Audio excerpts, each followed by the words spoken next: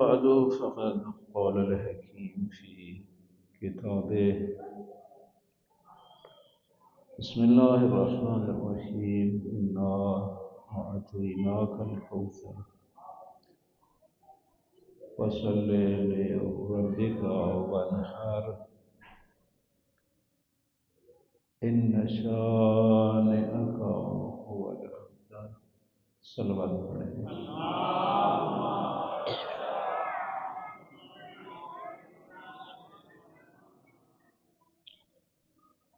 قانون الہی ہے کہ جب بھی اللہ کی ذات کسی اپنے نمائندہ کو ہدایت کے لیے بھیجتی ہے تو اپنے نمائندہ کو معجزات بھی عطا فرماتی ہے، اور یہ معجزات دلیل ہوتے ہیں کہ معجز نما اللہ کی طرف سے بھیجا گیا ہے، کیونکہ لفظ معجزہ بھی اس معنی پہ دلالت کرتا ہے کہ معجز نما کے علاوہ دوسرے لوگ اس عمل کو انجام دینے سے عاجز ہو۔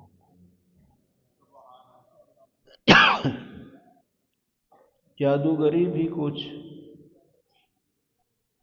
ایسے ہی ہوتی ہے کہ عام بندہ تو وہ کرتب نہیں دکھا سکتا جو ایک جادوگر دکھاتا ہے، لیکن معجزہ اور جادوگری میں فرق یہ ہے کہ کوئی بھی بندہ وہ جادوگر والے جنتر منتر سیکھ لے تو وہ کرتب انجام دے سکتا ہے، لیکن معجزہ میں یہ ممکن نہیں ہے۔ خداوند عالم نے مختلف انبیاء کو مختلف معجزے عطا فرمائے، اس زمانے کے حالات کو سامنے رکھ کے۔ جناب موسیٰ علیہ السلام کا معجزہ ید بیضاء، عصا سے اژدہا کا بن جانا، یہ اس لیے تھا کہ اس دور میں معصوم فرماتے ہیں جادو عروج پہ تھا، تو خداوند عالم نے ایسا معجزہ عطا فرمایا کہ جس سے سارے جادوگروں کے ہیلے باطل ہو گئے، اور قرآن میں یہ قصہ بڑی تفصیل سے ہے کہ انہوں نے آ کے رسیاں پھینکی اور وہ بن گئے سانپ، ایسے لگتے تھے کہ سانپ ہیں۔ تو اللہ کی ذات نے موسیٰ علیہ السلام کو بھی حکم دیا کہ آپ بھی ذرا اپنے عصا کو پھینک دیں۔ تو اس میں ایک یہ بات بھی ہے کہ جب اژدہا بنا تھا تو موسیٰ علیہ السلام بھی ذرا گھبرائے تھے، تو یہ گھبرانا دلیل ہے کہ معجزہ اس کا فاعل حقیقی اللہ کی ذات ہے۔ اگر خود موسیٰ علیہ السلام کا عمل ہوتا تو پھر ڈرتے کیوں؟ یہ ڈرنا دلیل ہے کہ معجزہ موسیٰ علیہ السلام کا فعل نہیں، ارادہ۔ اور یہ بحث علم کلام میں میرے بہت زیادہ محبوب اور پیارے بھائی اور فاضل شخصیت تشریف فرما ہے، واقعی مجھے پڑھتے ہوئے ڈھیر سارا حیا آ رہا ہے کہ ان کے ہوتے ہوئے میں جسارت کر رہا ہوں، لیکن کیا کیا جائے، حکم ہے پھر میں حاضر ہوں۔ تو یہ علم کلام میں بہت طولانی بات ہے کہ آیا معجزہ معجز نما کا فعل ہے یا خالق کا، تو اس میں فعل حقیقی تو آپ سمجھتے ہیں کہ اللہ کا فعل ہے، یہ ظاہر معجز نما کے ہاتھوں پہ ہوتا ہے، لہذا سبحانی اور یہ محققین کہتے ہیں کہ معجز نما کی طرف بھی نسبت دینے میں کوئی حرج نہیں ہے، اور اس کی واضح دلیل آپ دیکھیں قرآن مجید سید الانبیاء کا معجزہ ہے، لیکن کلام کس کا ہے؟ اللہ کا کلام ہے۔ قرآن اللہ کا کلام ہے، زندہ معجزہ ہے سید الانبیاء کا۔ تو بہرحال جب وہ عصا پھینکا گیا اور بن گیا اژدہا، اور وہ سارے رسیوں کو نگل گیا، تو جو جادوگر تھے وہ اس معجزہ کو دیکھ کے فوراً ایمان لے آئے۔ یعنی معجزے میں یہ طاقت بھی ہوتی ہے کہ اس سے پھر لوگ مسلمان ہو جاتے ہیں، ایمان لے آتے ہیں۔ تو اس وقت کا جو طاغوت تھا فرعون، اس نے فوراً کہا کہ میری اجازت کے بغیر تم ایمان لے آئے تو میں تو تمہیں ختم کر دوں گا، قتل کر دوں گا۔ لیکن ایمان چونکہ ان کے قلب میں راسخ ہو چکا تھا، کہتے قتل بھی کرے گا تو کیا ہوگا، لا ضیر لنا، ہمیں کوئی نقصان تو نہیں ہے، ان الی ربنا لمنقلبون، ہم تو اپنے رب کی طرف چلے جائیں۔ جب ایمان آتا ہے میرے بھائیوں تو پھر ہم مرنے میں بھی لطف آتا ہے، لذت آتی ہے، پھر موت گھبراتی نہیں ہے۔ دیکھو یہ جو ہم بیچارے گھبراتے ہیں تو ایمان بھی تو ہمارا اتنا ہی ہے نا، اگر ایمان ہو تو پھر لذت آئے میرے بھائی اور بزرگوں، سولی پہ چڑھتے بھی لوگ لذتیں محسوس کرتے ہیں۔ ہمارے بزرگ استاد تھے برادر معظم بھی جانتے ہیں، آیت اللہ حسین مظاہری، تو انہوں نے لکھا ہے کہ جب عیسی نے تمار کو، بلکہ یہ ہم نے خود ان سے درس اخلاق میں سنا تھا کہ جب وہ سولی پہ چڑھے تھے نا، ہاتھ پاؤں کو کاٹ دیا گیا تھا تو خون بہہ رہا تھا، تو ایک بچی وہاں سے گزری اور کہتی ہے کہ بابا جی آپ کو درد محسوس نہیں ہو رہا؟ تو بقول استاد مظاہری انہوں نے کہا تھا کہ عشق علی کی کوئی لذت ہی عجیب ہے،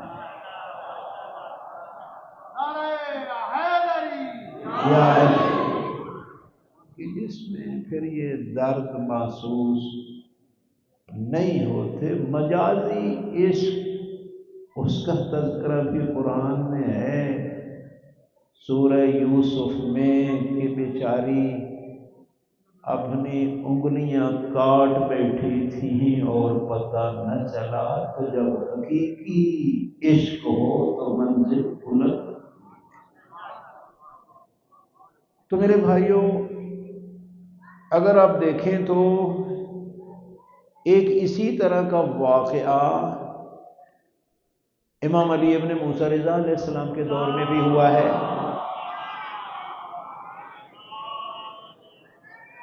کہ اس فرعون نے، وہ اس وقت کے فرعون نے امام کو دعوت بھی دی اور پھر جادوگر کو بھی بلایا، اور اس کی خباثت سے حضرت کے دست مبارک سے لقمے پرواز کرنے لگا، ایک دو بار تکرار ہوا تو حضرت نے پھر اسی پردے یا قالین کے اندر جو فوٹو تھا شیر کا، اس کی طرف اشارہ فرمایا تو ایک دھاڑتا ہوا شیر سامنے آیا اور جادوگر کو نگل لیا۔ اب جو اس وقت کا فرعون ہے وہ اس کی حالت بہت پتلی ہو گئی، معذرت کرنے لگا، جی سوری میں نے تو کچھ نہیں کیا۔ امام نے فرمایا ہم نے اسی کے ساتھ کچھ کیا ہے جس نے ہمارے ساتھ کچھ کیا۔ کہا مولا بس اس کو کہو بس میرے سامنے سے ہٹ جائے، یہ تو کھاتا ہے۔ امام نے اشارہ کیا، پھر وہی قالین کا فوٹو والا شعر یا پردے میں تھا، دونوں طرح کا نقل ہے روایت میں، تو وہ بن گیا۔ تو وہ کہتا ہے جی مولا وہ جادوگر کہاں گیا؟ مہربانی کریں آپ اس کو تو باہر نکلوائیں نا، اگلوائیں۔ تو بنابر روایت حضرت نے فرمایا اگر عصائے موسیٰ نے جادوگروں کے سانپوں کو اگلا ہوتا تو یہ شیر بھی اگل دیتا۔ تو اس سے آپ اندازہ لگیں معصوم کو خداوند عالم نے یہ معجزات عطا فرمائے ہیں۔ عیسیٰ علیہ السلام کے دور میں آپ دیکھیں تو کور مادرزاد کو آنکھوں کو مس کرتے ہیں تو آنکھیں مل جاتی ہیں، کوڑی کا مریض جب حضرت دست مبارک پھیرتے ہیں تو شفا مل جاتی ہے۔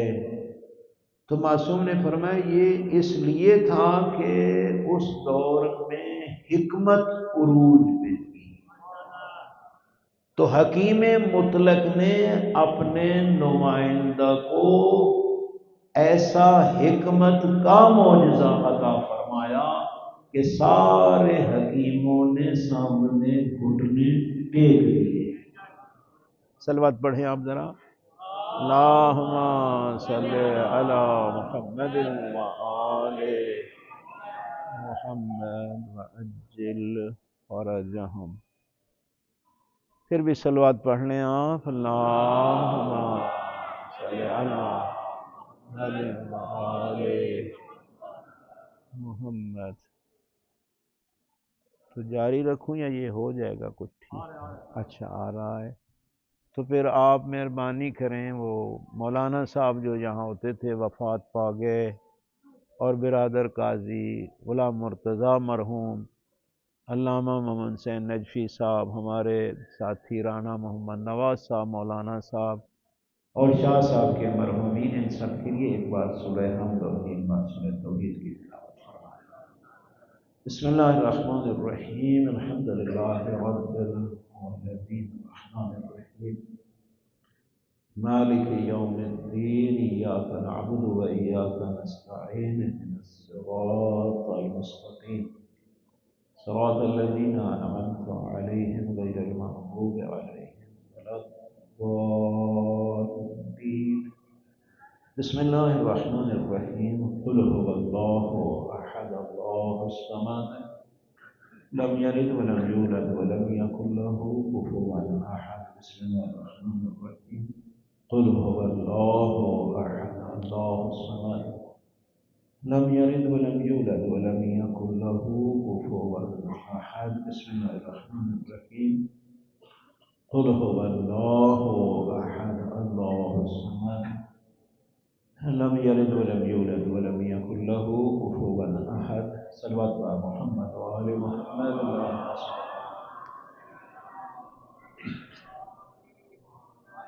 ایک کتاب دائرۃ المعارف ہے، اس میں ایک جملہ پڑھ رہا تھا کہ جناب عیسیٰ علیہ السلام کے زمانہ میں نا کچھ آجڑی، یہ جو بھیڑیں چرانے والے ہوتے ہیں نا، یہ حضرت کی خدمت میں آئے اور آ کے عرض کرتے ہیں کہ یا روح اللہ، ہماری بھیڑوں کو کوئی ایسا مرض لگ گیا ہے جو مرض پہلے نہیں تھا،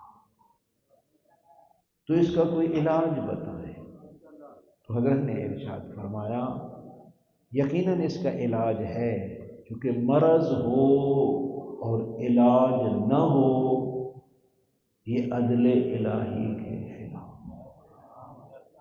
ہاں، تو یقیناً اس کا علاج ہے۔ کہا یہ پہلے مرض نہیں تھا، تو حضرت نے فرمایا ذرا جہاں بھیڑیں لے جاتے ہو جنگل میں دیکھو کہ کوئی نئی بوٹی تو نہیں پیدا ہوئی جو پہلے نہیں تھی۔ وہ گڈریے کہتے ہیں ہاں جی ایک نئی بوٹی جو ہے نا ہمیں جنگل میں صحرا میں نظر آتی ہے جو پہلے ہم نے کبھی نہیں دیکھی تھی۔ حضرت نے فرمایا وہ بوٹی ہی اس مرض کا علاج ہے۔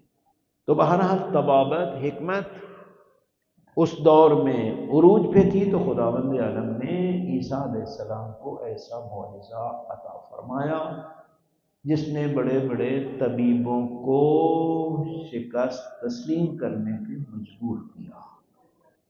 تو سید الانبیاء کا دور آپ دیکھیں اتنا جادوگری بھی نہیں ہے اور اتنی طبابت و حکمت بھی نہیں ہے، ادب فصاحت اور بلاغت عروج پہ ہے۔ اب ظاہر ہے کہ جو حالات کا تقاضا ہے، اور میرے بھائی جانتے ہیں حفظہ اللہ کہ وہ سال میں ایک ٹھیک ٹھاک جشن وارہ ہوتا تھا جس میں وہ اپنے مقالے پڑھتے اور اپنے قصائد پڑھتے جو فصاحت اور بلاغت پہ مبنی ہوتے تھے، اور جو قصیدہ یا مقالہ سب سے ادب کے لحاظ سے، عربی ادب کے لحاظ سے عروج پہ ہوتا تھا، اس کو کعبہ کی دیواروں کے ساتھ لٹکا دیتے تھے، یعنی اتنا مقام اس کو دیتے تھے۔ اور ہمارے فاضل عربی کورس میں ایک کتاب آئی تھی سبع معلقات، اب بھی ہے فاضل عربی کے کورس میں، یعنی وہ 7 قصیدے جن کو کعبہ میں لٹکا دیا گیا تھا۔ اب بھی عربی ادب سیکھنے کے لیے وہ مفید کتاب ہے۔ تو اس دور میں اب ظاہر ہے کہ خداوند عالم نے پھر ایسا معجزہ اپنے نمائندے کو عطا کیا کہ جس کے سامنے بڑے بڑے فصیح اور بلیغ گھٹنے ٹیک گئے۔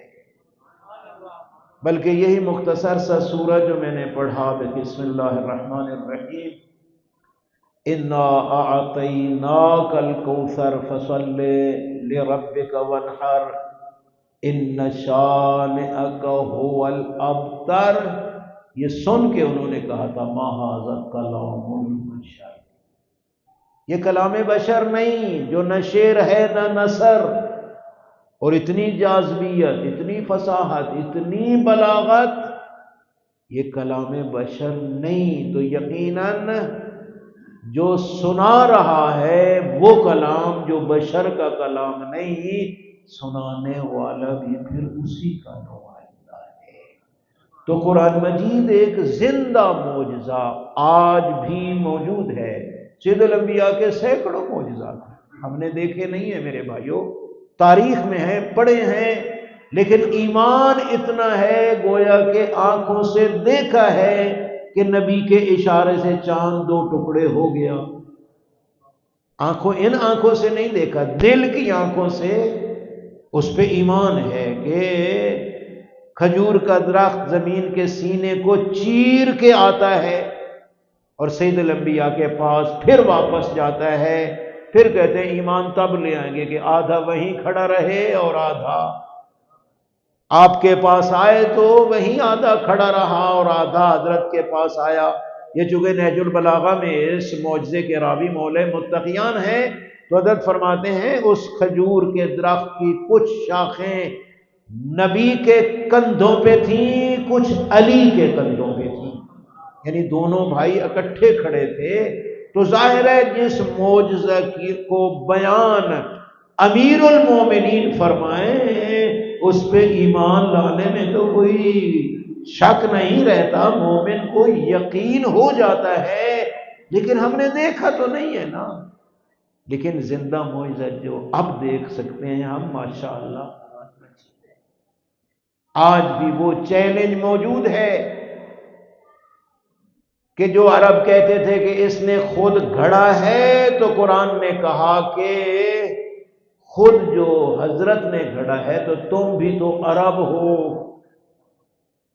تم بھی گھڑ لو۔ بلکہ آج بھی میں صبح حروف مقطعات کے بارے میں ادھر مدرسے میں درس قرآن دے رہا تھا، تو 14 اقوال حروف مقطعات میں مفسرین نے لکھے ہیں، جن میں ایک یہ بھی تھا احتمال کہ یہ الف لام میم قاف یا ہا عین صاد ہا میم، یہ جو حروف ابجد ہیں، ان کا ایک مطلب یہ بھی ہے کہ خدا نے ان حروف کے ذریعے اس وقت کے عربوں کو چیلنج کیا ہے۔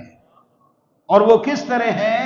چیلنج اس طرح ہے کہ تم جو کہتے ہو اس نے گھڑا ہے، تو یہ قرآن بھی تو یہی الف لام میم ہا میم ان حروف کا مجموعہ ہے۔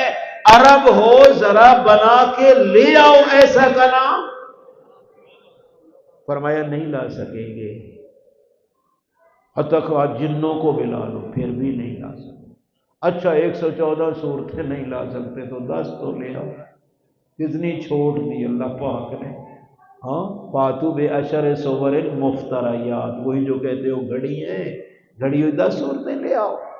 اور یہ بھی نہیں لا سکتے تو فاتو بے صورت من مثلہ ہی، ایک صورت تو لے آؤ۔ لیکن نہ لا سکے صورت تو کیا ایک آیت بھی ایسی نہ لا سکے، کیونکہ آیت کو آیت کہتے ہی اسی لیے ہیں کہ ہر آیت معجزہ ہوتی ہے، ہر آیت معجزہ ہوتی ہے۔ آیت کو آیت کہنے کا مقصد ہی یہی ہے کہ ہر آیت علامت ہے کہ یہ کلام بندے کا نہیں، اللہ کا کلام ہے۔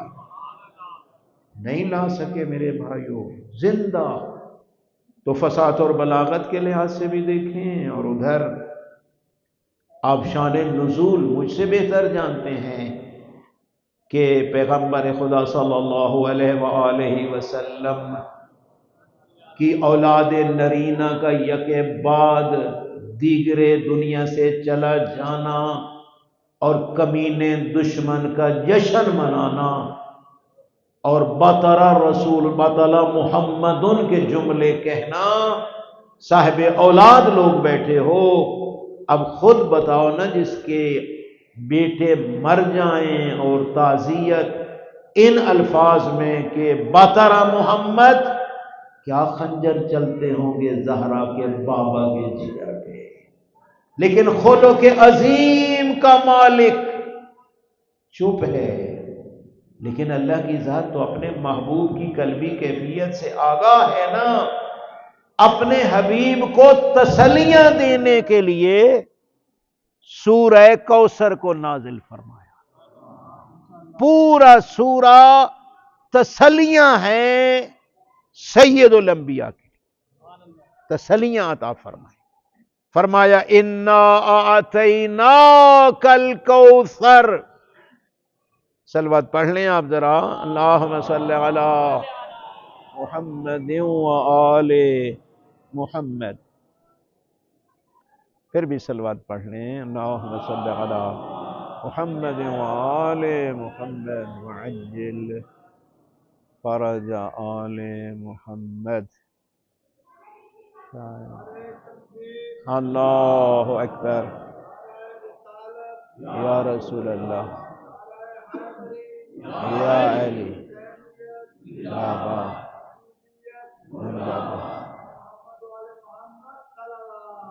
اللہم صلی علی محمد و آل محمد وعجل فرجہم وسہل۔ ہاں لائٹاں بند ہو جاندی ہیں جڑیاں زیادہ۔ سورہ کوثر نازل فرما کے اپنے حبیب کو فرمایا انا اعطیناک الکوثر، ہم نے تجھے خیر کثیر عطا کی ہے۔ اس طرح مفسرین نے یہاں فعول کا وزن یعنی کثرت کے معنی میں ہے خیر کثیر، اس کا ایک مصداق اولاد کثیر، اور دوسرا جس طرح صاحب تفسیر نمونہ نے تحریر فرمایا کہ چونکہ کثرت اولاد کا سبب جناب سیدہ طاہرہ ہیں، تو ایک مصداق حقیقی ہونے کے عنوان سے یہ ترجمہ بھی درست ہے کہ میرے حبیب پریشان نہ ہو، ہم نے تجھے زہرا دیا۔ اب اندازہ لگائیں یہ کوئی اتنا بڑا انعام اور احسان ہے خداوند عالم کا اپنے حبیب پہ کہ اس کو بیان کیا۔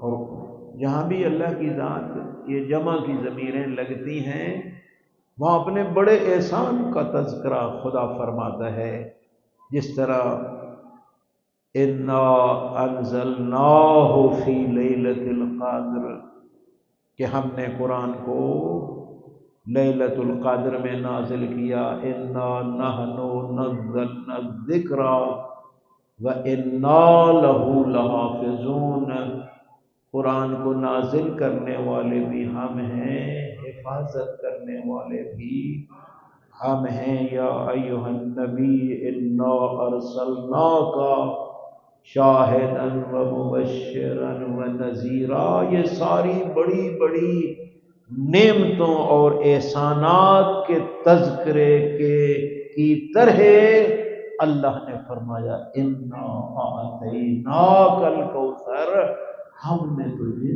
زہرا جیسی بیٹی عطا کی۔ میرے بھائیوں، آپ تاریخ پڑھ لیں، غور کر لیں، صنف نساء میں جس عظمت پہ بی بی فائز ہے نا، کوئی خاتون فائز نہیں صنف نساء میں۔ اور میں سوچ رہا تھا کہ نور زہرا سلام اللہ علیہا، اللہم صلی علی محمد وعلی محمد، کو منتقل کرنے میں جتنا اللہ کی ذات نے اہتمام کیا اتنا کسی اور نور کے منتقل کرنے میں نہیں کیا۔ تاریخ شاہد ہے کہ حضرت لولاک لما خلقت الافلاق کی منزل پہ اول ما خلق اللہ نوری کے منصب پہ فائز ہوتے ہوئے جب نور زہرا کو منتقل کرنا تھا تو اتنی عظمت والے نبی کو بھی حکم دیا 40 دن خصوصی عبادت کر۔ اس میں آپ تاریخ شاہد ہے کہ 40 دن خصوصی عبادت، رات کو عبادت، دن کو روزے، آرام بھی کرنا ہے تو خدیجۃ الکبریٰ کے پاس نہیں، فاطمہ بنت اسد کے پاس، علی کی اماں کے پاس، اور پھر آخری دن افطاری کے ٹائم جبرائیل امین جنت سے کھانا لے آتا ہے جس میں پھل ہے، کیا کچھ ہے۔ اور تاریخ میں ہے کہ پہلے حضرت جب کھانا کھاتے تھے نا امیر المومنین کے گھر تو فرماتے تھے یا علی دروازہ کھول دو نا، تو شاید کوئی یہاں سے بھوکا گزرے وہ بھی ہمارے ساتھ مل کے کھا لے۔ یہ بالکل روایت کے الفاظ ہیں، تاریخ کے الفاظ ہیں کہ حضرت فرماتے تھے کہ یا علی دروازہ کھول دو، میں کھانا کھا رہا ہوں نا، کوئی مسکین گزرے گا، کوئی غریب گزرے گا، وہ بھی یہاں سے تناول کر لے گا نا۔ لیکن آج حکم فرمایا یا علی دروازے بند کر۔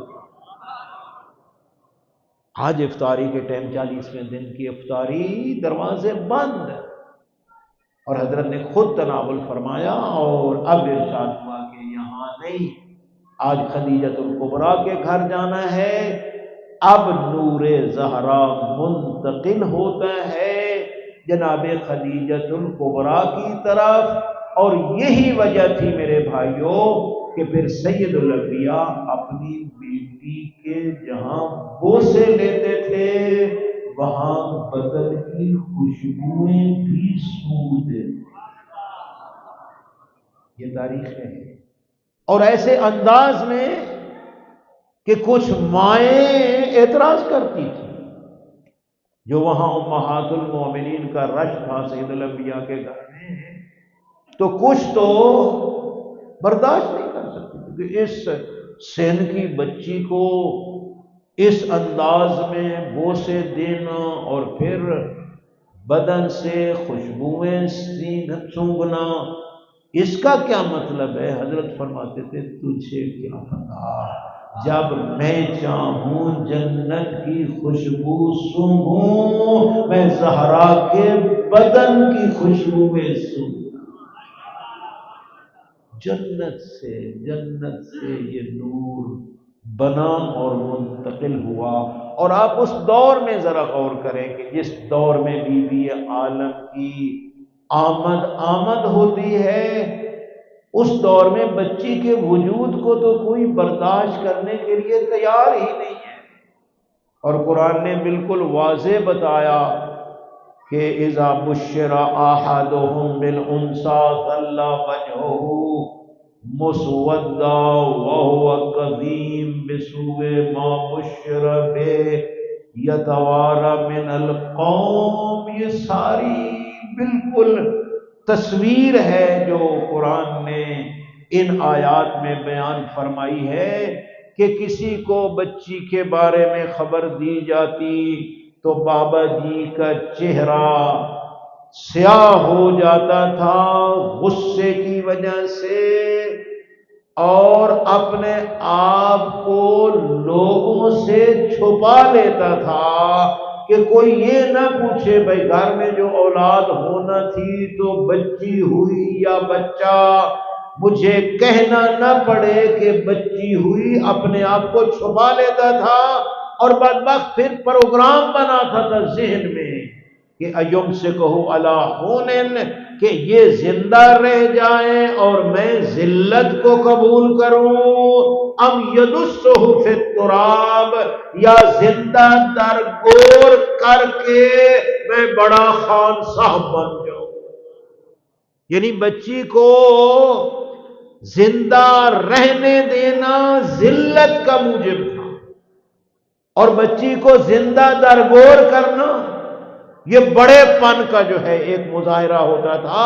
قرآن نے کہا الا ساء ما یحکمون، آگاہ ہو جاؤ تم کتنے برے فیصلے کر رہے ہو، اللہ کے امور میں ٹانگ اڑا رہے ہو۔ یہ ہے بچی اور یہ صورتحال، یقین کرو جب یہ میں آیات پڑھتا ہوں اور پھر اس وقت کے حالات اور پھر اپنے معاشرے کو دیکھتا ہوں تو اتنے 100 سال گزر جانے کے باوجود ہم جو ہمیشہ اشہد ان محمد رسول اللہ کے کلمے پڑھتے ہیں، ابھی تک بھی ہم نے بیٹی کے وجود کو اس طرح قبول نہیں کیا جس طرح بیٹے کو قبول کرتے ہیں۔ اپنے آپ کو دین کے ٹھیکیدار بھی کہلاتے ہیں، اپنے آپ کو بڑا مسلمان بھی کہلاتے ہیں، لیکن بیٹی کا وجود، امام جعفر صادق علیہ السلام، اللہم صلی علی محمد وعلیہ، حضرت کے دور میں ایک شخص حضرت کے پاس بیٹھا ہے، یقیناً جو حضرت کے پاس بیٹھا ہے حضرت کے ساتھ اس کا کوئی رابطہ تو ہے، تو کسی نے اس کو آگے خبر سنائی تو اس کا چہرہ لٹک گیا۔ امام نے فرمایا خیر تو ہے، کیا خبر آئی ہے؟ کہا بڑی پریشانی والی خبر ہے۔ کہا کیا؟ کہا گھر میں بچی پیدا ہوگی۔ تو کہا پھر پریشان کیوں ہے؟ زمین اس کا بوجھ اٹھائے گی، آسمان سایہ کرے گا، خالق رزق دے گا، تو ٹینشن میں کیوں؟ یہ قضیہ شخصیہ نہیں ہے، ہمیں بھی وہی امام یہی حکم دے رہے ہیں میرے بھائی۔ کہا جی پھر بھی آخر بیٹی ہے نا۔ حسین جملہ حکیم امت نے ارشاد فرمایا، بتا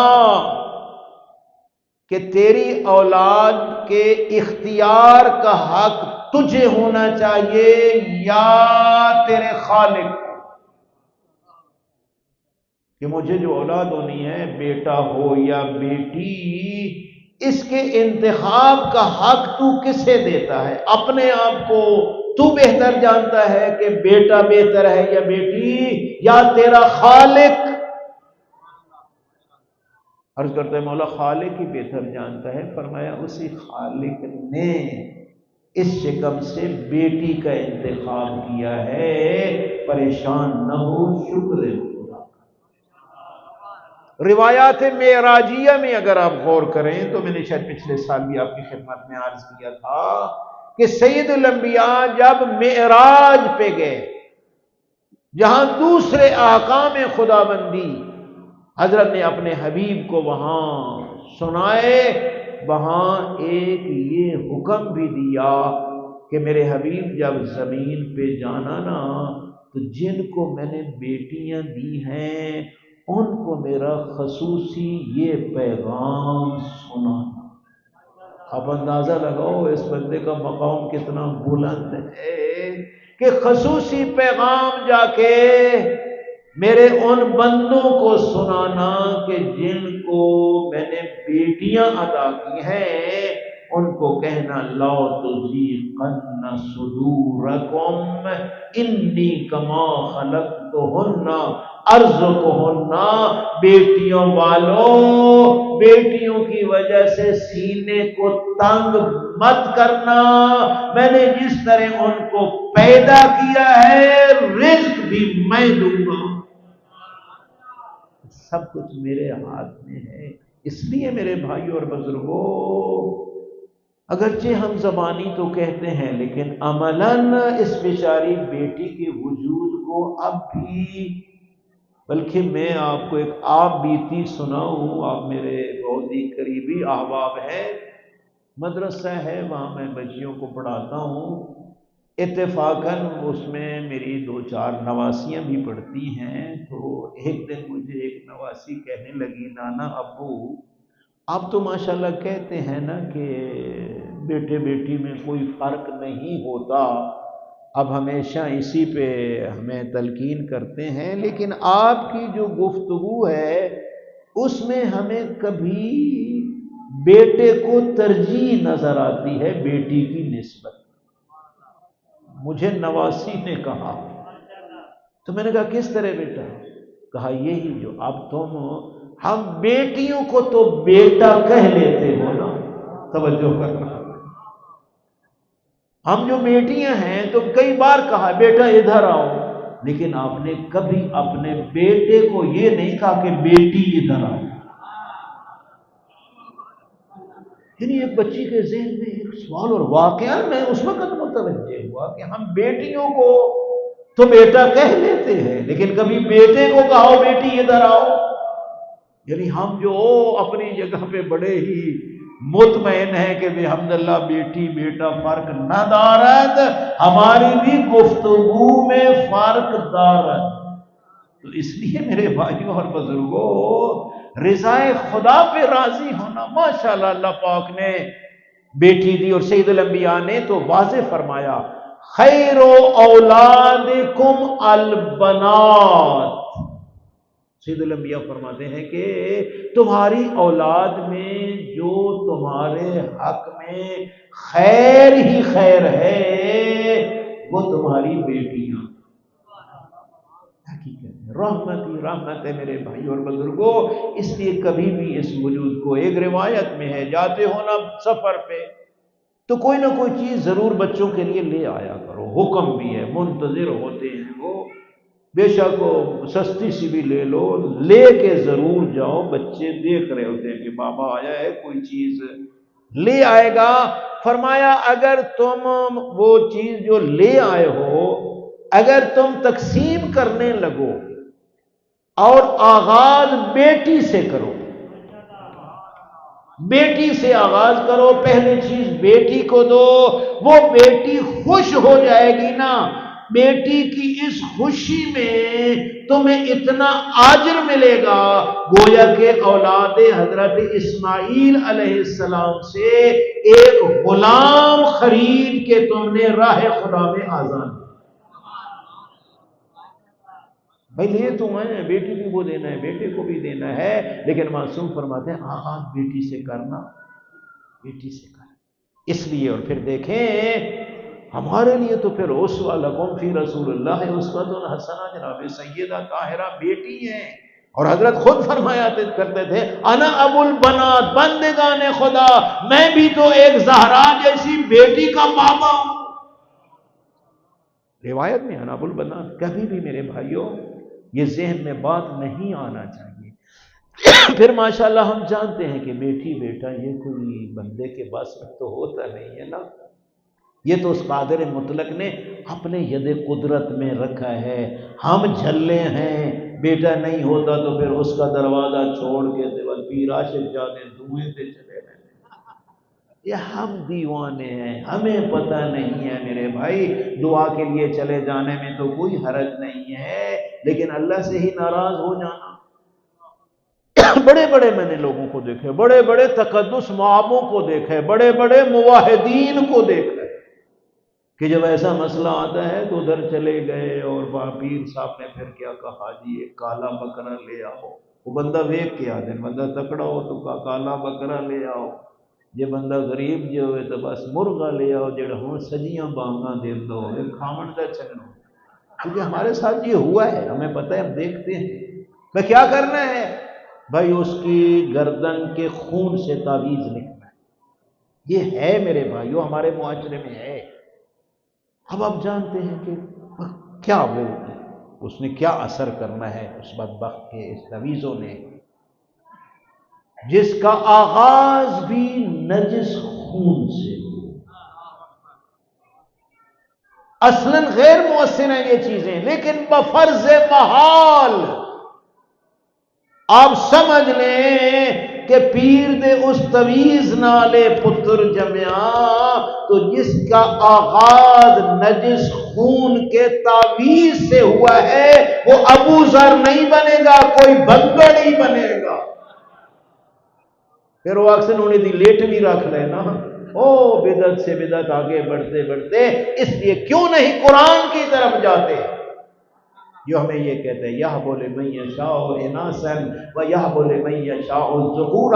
مفسرین نے اور معصومین نے یہ بھی لکھا ہے کہ دیکھو جب آیت خداوند عالم نے نازل کی ہے تو پہلے یہاں بھی پہلے بیٹی کا تذکرہ کیا ہے، یہاں یہ نہیں کہ خدا پہلے بیٹے دیتے ہیں اور بیٹیاں، فرمایا نہیں، پہلے بیٹیاں عطا کرتا ہے اور بیٹے بھی عطا کرتا ہے۔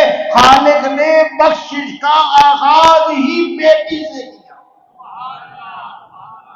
یَهْبُ لِمَن یَشَاءُ إِنَاثًا، جسے چاہتا ہے اناسا عطا کرتا ہے، بیٹیاں ہبہ کرتا ہے، عطیہ کرتا ہے۔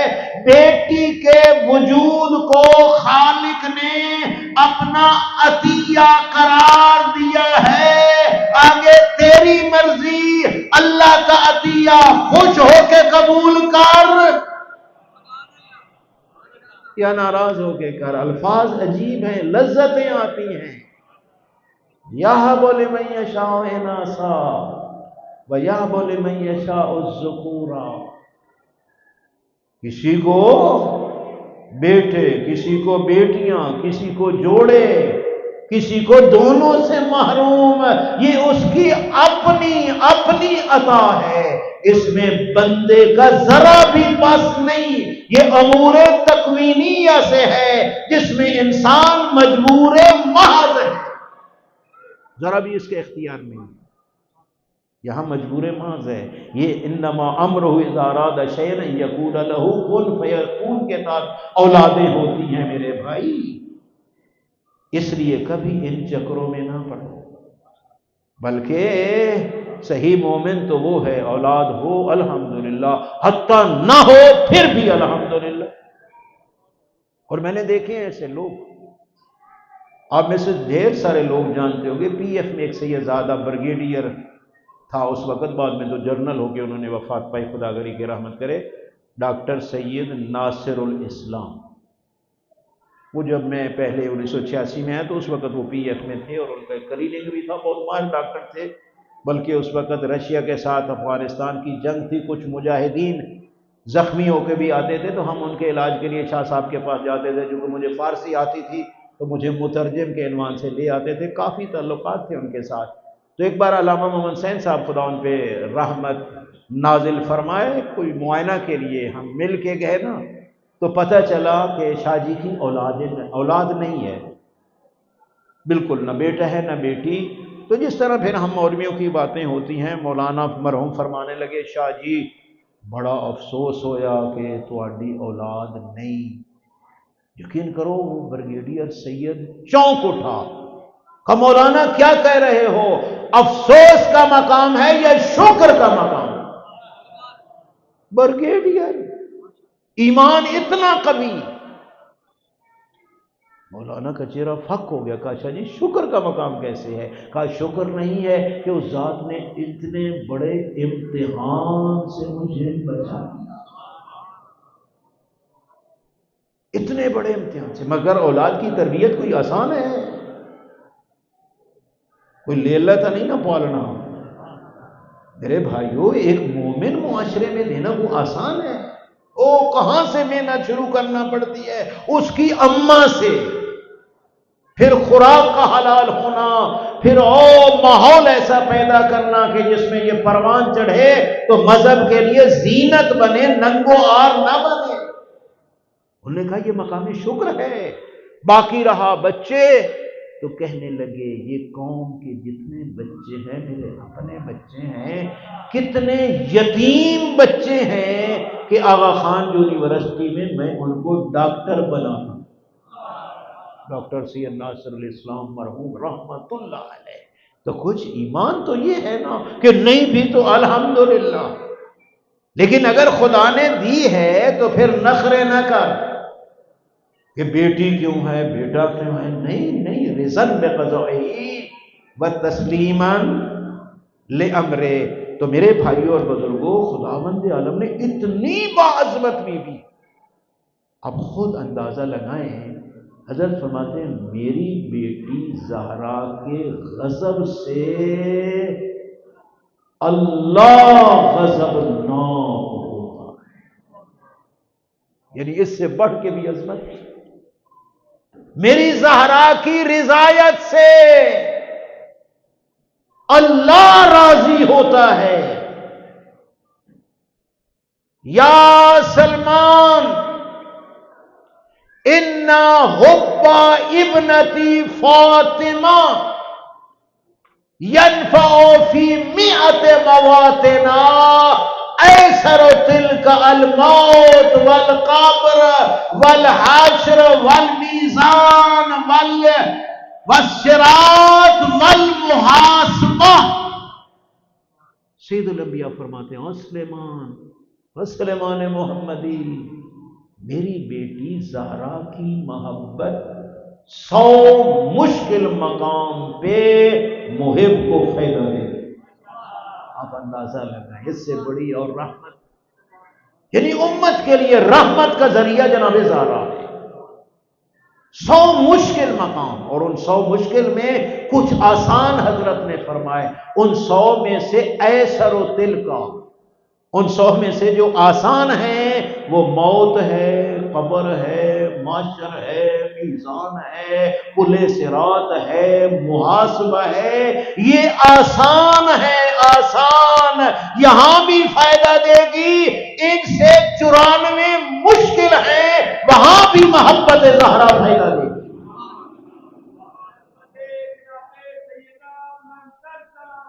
اللہم صل علی محمد و آل محمد۔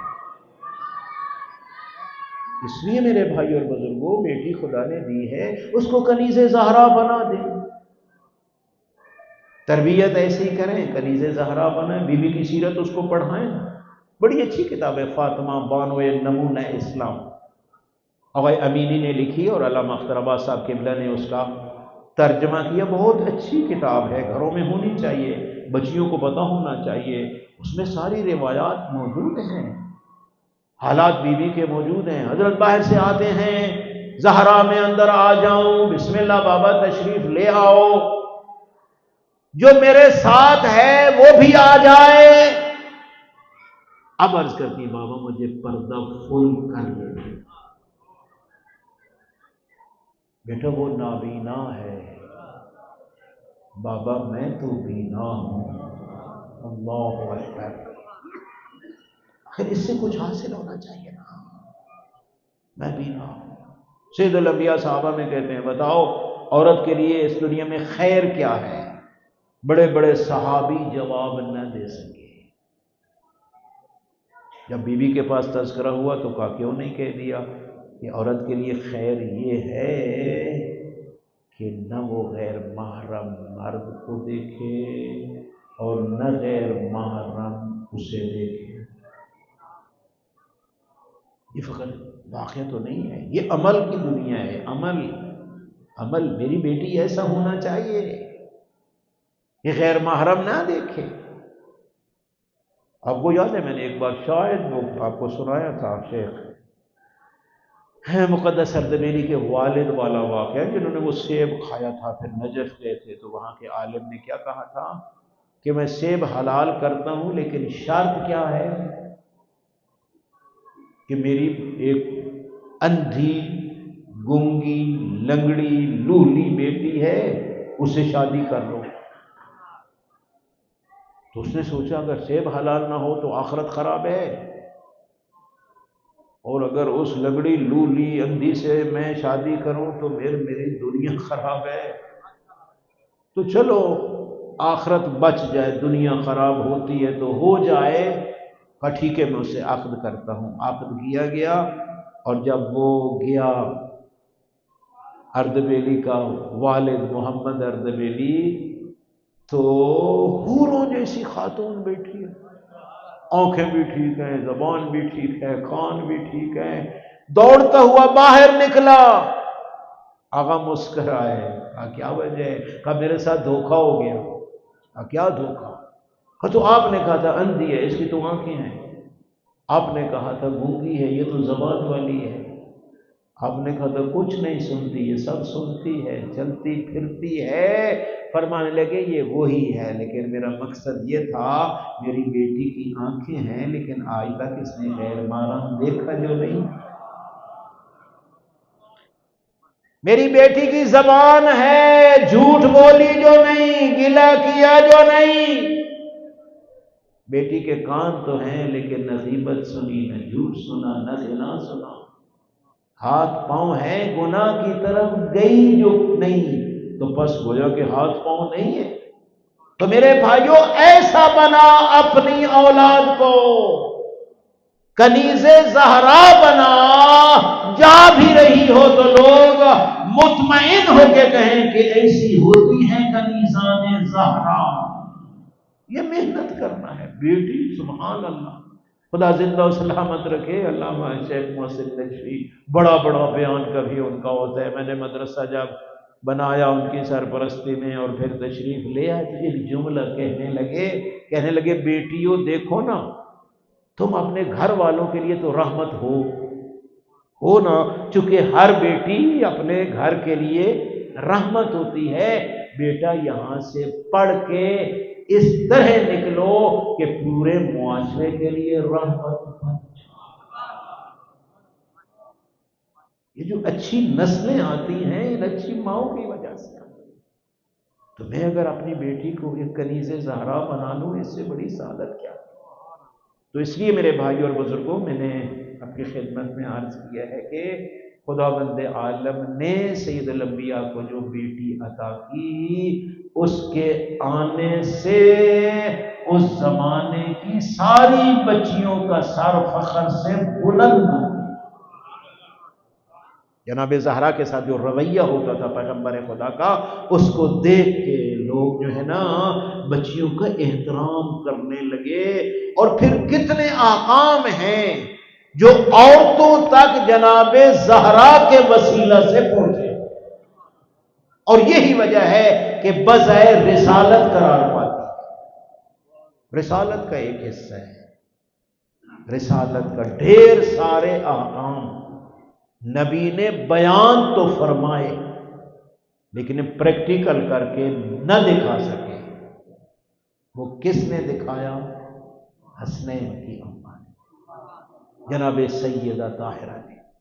میں عموماً یہ جملہ کوثر نیازی کا ایک کہتا ہوں کہ جب وہ گیا تھا نا حسین ڈے پہ لکھنؤ، جب وہ وزیر تھا، وزیر اوقاف تھا، ہم دارالعلوم میں پڑھتے تھے، پھر اس کا مقالہ یہاں المبلغ میں چھپا۔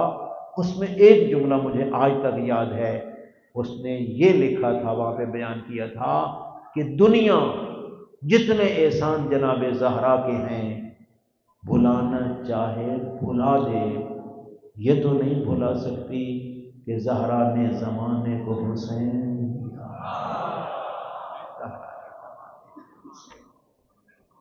یہ بی بی آ گئی، لیکن کاش دنیا جناب زہرا کی عظمت کو پہچان لیتی میرے بھائیوں اور بزرگوں، تو بی بی کو نہ کہنا پڑتا بار الہا میری موت جلدی آ جائے۔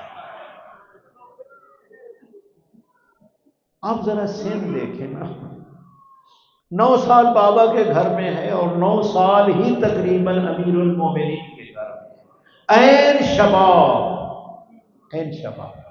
اور پھر زہرا کی زینب و ام کلثوم جیسی بیٹیاں، چھوٹی چھوٹی بیٹیاں، حسن اور حسین جیسے چھوٹے چھوٹے بچے۔ اب ماں کی تمنا ہوتی ہے میں زندہ رہوں، اپنی شفقت اور محبت کے تحت میری اولاد پروان چڑھے، لیکن پتہ نہیں کوئی اتنے مصائب آ گئے کہ زہرا کو کہنا پڑا میرے اللہ میں تھک گئی، میری موت جلدی آ جائے۔ جب تک سید الانبیاء موجود تھے تسلیاں دیتے تھے نا، لیکن تاریخ شاہد ہے کہ ادھر نبی کی آنکھیں بند ہوئی، امت کی آنکھیں کھل گئی۔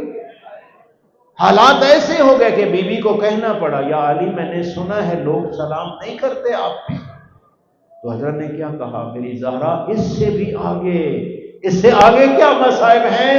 علی سلام کرتے ہیں لوگ جو اور میرے بھائیوں اور بزرگوں، ایک دن کہنے لگی یا علی پتہ نہیں آپ کو بابا کے بعد کیا ہو گیا، بابا تھے نا خیبر، خندق، احد، حنین، بدر، ہر میدان جنگ آپ کی شجاعت کے آج بھی ترانے پڑھ رہا ہے، لیکن بابا کے بعد حکومت غصب ہو گئی، آپ چپ ہیں، فدق لٹ گیا، آپ چپ ہیں، میری بستیاں چور چور ہو گئی، آپ خاموش ہیں، میرے محسن کی شہادت ہو گئی، آپ چپ ہے، آخر وجہ کیا ہے؟ اسی اسنا میں اذان آئی میرے بھائیوں، جب جملہ آیا اشہد ان محمد رسول اللہ، امیر المومنین کہتے ہیں زہرا چاہتی ہے قیامت تک یہ جملہ اذانوں میں اسی طرح گونجتا رہے۔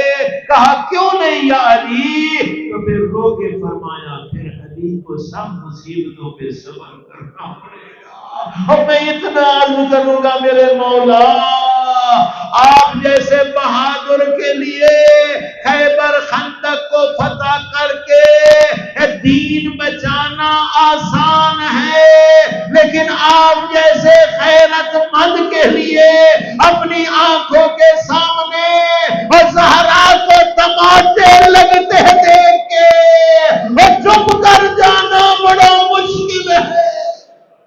میرے بھائیوں خدا آپ سب کو مدینہ لے جائے. ایک بار ہم مدینہ گئے نا تو بقی کے کنارے ایک ایرانی نے شعر پڑھا اور وہ شعر یہ تھا کہتا ہے گیرم کہ وصیت مصطفیٰ نبود بلے آتش زدن بخانہ زہرا کے روا نبود. کہتا ہے میں تیری بات ہی مان لیتا ہوں کہ نبی نے کوئی وصیت نہیں کی اپنی اہل بیت کے لیے, لیکن بتا وصیت نبی ہو اور زہرا کے گھر کو آگ لگانا وہ کس شریعت میں جائز ہے؟ پھر کہتا ہے شاید تیرا وہ مذہب ہو کہ زہرا کے دروازے کو آگ بھی لگانا جائز ہے. کشتن محسن کے روا نبود, اور محسن کی شہادت اس حالت میں کس مذہب میں جائز ہے؟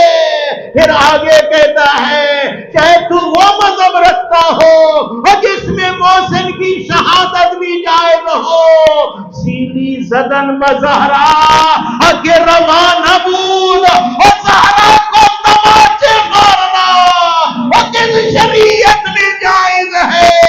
علامہ سید محمد تقی نقوی حفظہ اللہ بیان کر رہے تھے کہ اس واقعہ کے بعد امام حسن مجتبی ایک گلی سے نہیں گزرتے تھے.